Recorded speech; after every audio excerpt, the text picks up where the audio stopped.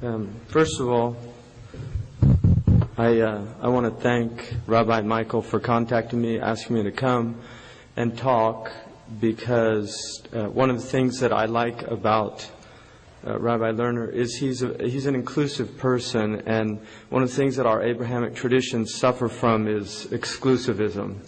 Many of the peoples that adhere to Abrahamic teachings, whether they be Jews, Christians, or Muslims, tend to see themselves as having some monopoly on the truth. And monopoly on the truth, as far as any real Abrahamic tradition would say, would be God's alone. And that's why arrogating the voice of God to oneself is probably the most dangerous and really the capital sin of people that claim God, to arrogate that voice.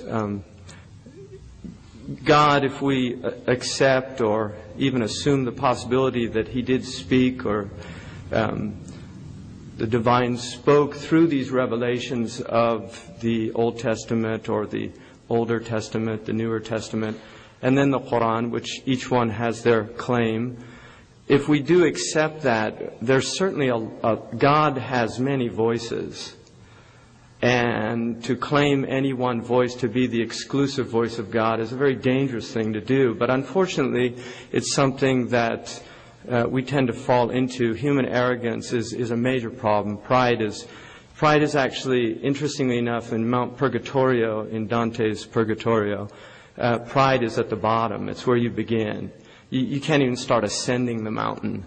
To get lust is the last one, by the way. But you can't even start ascending that mountain of purifying oneself until pride is dealt with. And religious tradition deals with pride greatly, but one of the major problems is that attempting to get close to God is something that necessitates humility, but at the same time, because so many people are very distant from their experience of the divine, it becomes very easy to start seeing yourself as somehow a cut above the rest when one's living a righteous life, or attempting to live a righteous life. When you see a lot of people out there who are living less than righteous lives, it becomes very easy to become arrogant about that, which is why that sin is just such a major focus in the Abrahamic traditions, the sin of pride.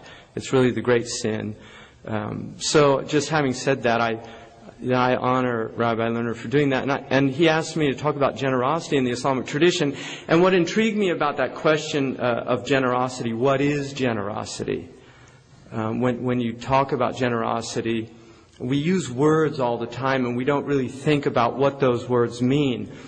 Generosity in the Abrahamic tradition, certainly in the Islamic view, is one of the virtues. It's considered, in Arabic they say fada'il, one of the virtues. And fadl, which is the root word of the word for virtue, means to overflow, to pour out of, like the cup runneth over. Virtue is something that pours out of a virtuous heart. And generosity is a virtue, but if you really look, this is called generosity, Generous Sunday.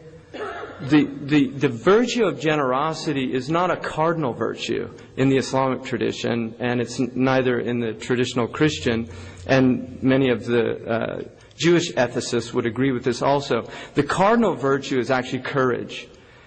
Generosity is actually considered a branch of courage. And the reason for that, people say, well, how is generosity related to courage? The reason people aren't generous is fear. That's really what's going on all over this planet. I mean, we're in this incredible zone of fear.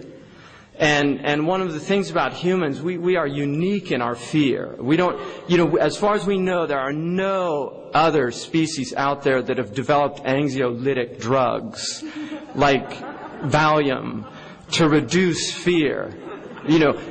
Jesus said if you had faith, you would go out like the birds in the morning and come back satiated in the evening. Birds are not anxious about losing their job. They don't really. They don't have 401k plans. They're not worried about what's going to happen when they get old. Who's going to look after them? But humans are. We're filled with fear. And one of the interesting things about our religious traditions is that they're actually designed to alleviate fear. I mean, that's what's so stunning about them, is that they're designed to teach people how to trust. And trust is difficult, especially when you've learned the bitter lesson of being betrayed. I mean, how many people were born into families in which that sacred covenant of parent-child relationship was betrayed because the mother was an alcoholic, or the father was abusive, or they abandoned them, or whatever reasons. Everybody has their stories and their experiences. And that first, according to Erickson, in his tradition in developmental psychology, that first crisis is trust versus mistrust. When a child cries, we used to have people in this culture that taught people to ignore the cries of a baby. No culture has ever done that before. I mean, that was some idiot who had a PhD in psychology that thought, gee, just ignore the cry of a baby. But when babies cry, my wife can distinguish. I'll hear them crying and I'll start to panic. She said, no, it's okay. I know that cry. He's just upset because a toy got taken away or something. So she distinguishes between the cries of her children. She knows when it's a cry that she has to respond to immediately, and when it's a cry, she can go into her conflict resolution mode and go down and deal with. I mean, if we let mothers deal with all of these global problems, really they would be resolved, because they're brilliant. They're doing conflict resolution every day. Every day. I see it every day. And what's it about? It's about sharing. It's about caring. It's about teaching them what's mine, what's not mine, boundaries, borders. Boundaries are really important in households. Just learning about boundaries and what's privacy and the need for people to have boundaries honored. And when we go and we take national boundaries that people take very seriously and we aggress upon them, neighbors will get very upset.